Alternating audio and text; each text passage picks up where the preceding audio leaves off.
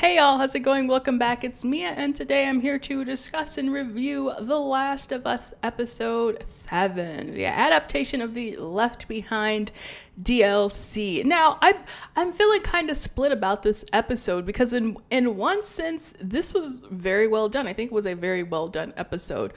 On the other hand, I guess personally, it just didn't hit the way I was expecting to hit. Mostly because, as you know, I have been I know what happens. I know the gameplay. I know what happens in the story, and so it's weird because I was really looking forward to this being adapted on screen for television. But as I was watching things unfold, it just those emotional hits didn't really, or maybe the suspense in the buildup wasn't there just because I knew what was coming. Now, I thought that was kind of weird considering I was like, well, I've seen adaptations on screen before where I knew the source material and then seen it play out on screen, but that has pretty much exclusively always been with books where you read the text and then you get to see it play out on the big screen. So I feel like it's different when you see something being adapted from a book because you've never seen it on screen before, whereas yeah, I have seen Left Behind played out on screen just in the video game. So I don't know, it was a bit weird for me, and I just kind of, I wish maybe it's like one of those things where I wish I could just go back and watch this through fresh eyes. I think that's the problem here, but I don't want to let that impede what I think overall about this episode, because I think it was still really well done. And surprise, surprise, I think this is one of those episodes where the handling of the story was actually done a lot better than what we got in the video game. And I think they really took the time to hammer out that relationship between Ellie and Riley in this one. I think they really thought about it a lot longer and tried to figure out, okay, how can we really make sure that we show that these two really, really care for each other. And for me, the big thing was this intention of Riley creating the whole mall experience, mall date, whatever you want to call it, just to really impress Ellie, because number one, this was done so well that everything that I had seen I thought was 100% faithful to the DLC.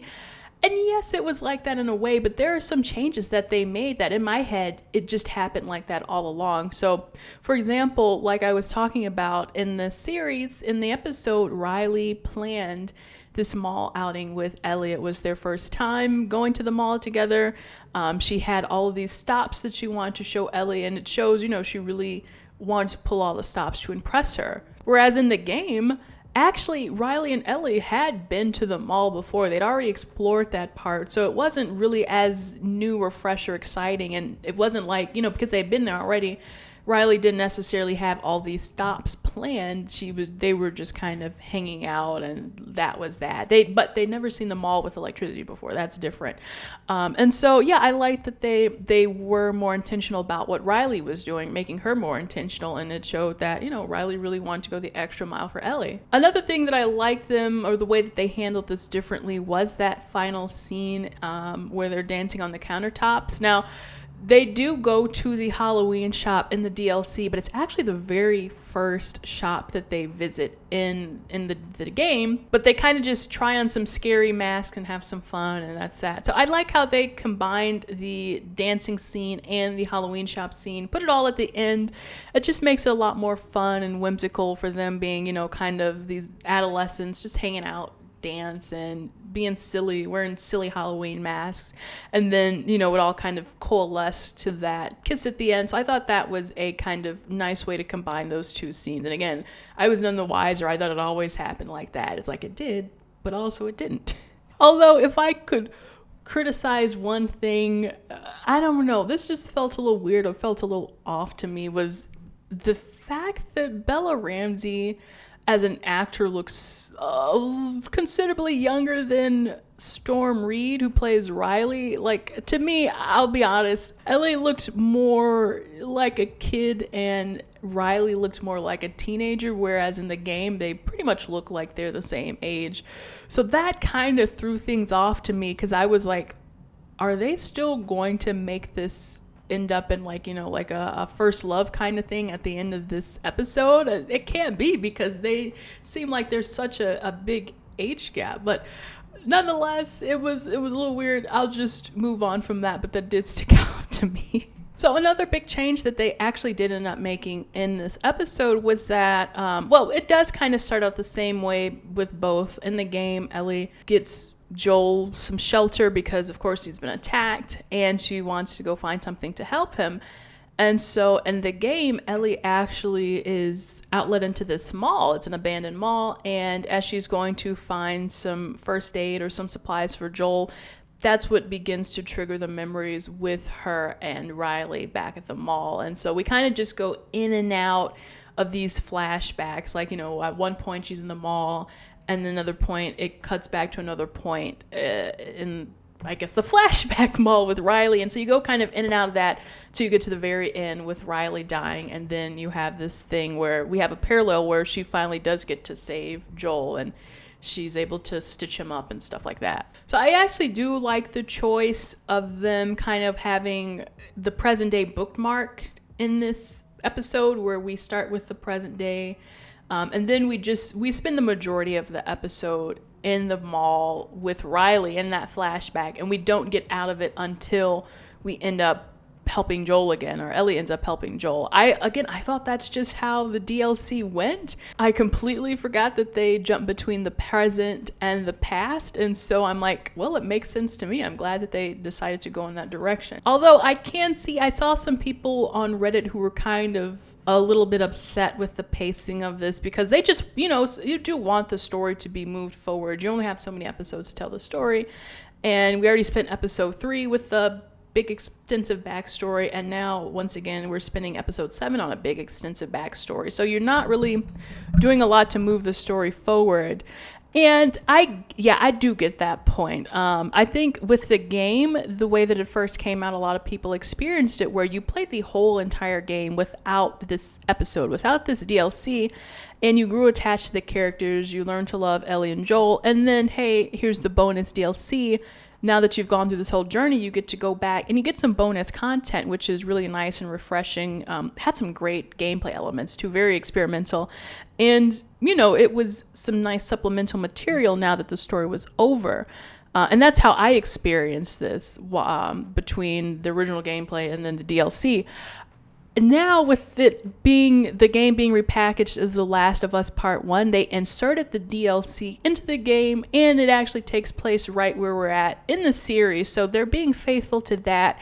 But I do understand, like, if you just want the story to move forward, then having to go back in time is just, it probably does feel like a waste. It really does break up the pace of the storytelling.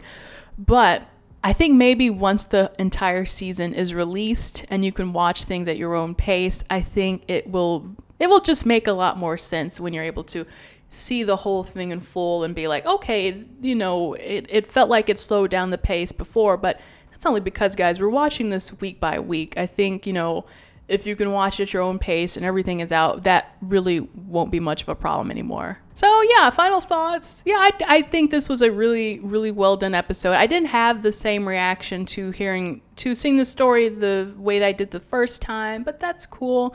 Another small thing to mention really quick was I know some people were like, as well on the Reddit, talking about, well, why didn't we introduce more backstory? Like, some people wanted to know what happened with Ellie and Riley, like, how did Riley die? What were those last moments like? Because it's not really specifically said whether or not Ellie killed Riley or if that was the first person that she killed because Riley turned. It has never been specified. So I think a lot of people wanted to see that play out on screen, as well as the whole what happened with Marlene and Ellie and how did they get together. So there was ample space to build into that with this episode. I guess Neil Druckmann was like, look, I'm going to use this series to give y'all some backstory, but not huge backstory, not huge lore breaking stuff. Like, yeah, I'll tell you about how Tess dealt with that arms dealer, but that doesn't really change the whole scope of the story as we know it. Whereas if he told us how Marlene and Ellie met, that is some really big stuff that changes the lore entirely. So, fine, let him keep his secrets. I don't really care, I guess.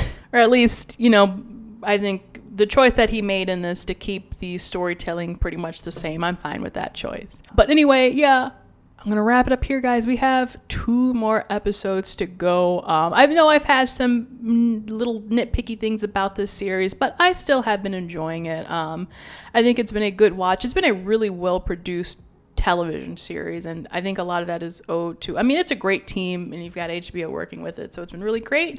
And I'm sure these last 2 episodes, especially, I think the finale for sure. This next one, who knows, but the finale, I'm really, really looking forward to that. I hope I'm knocking on all the wood so I don't jinx it.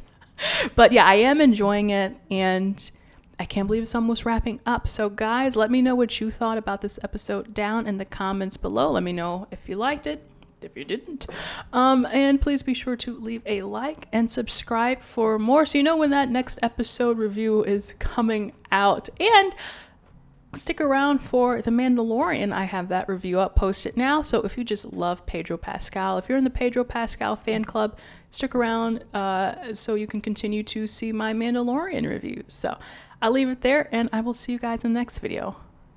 Bye.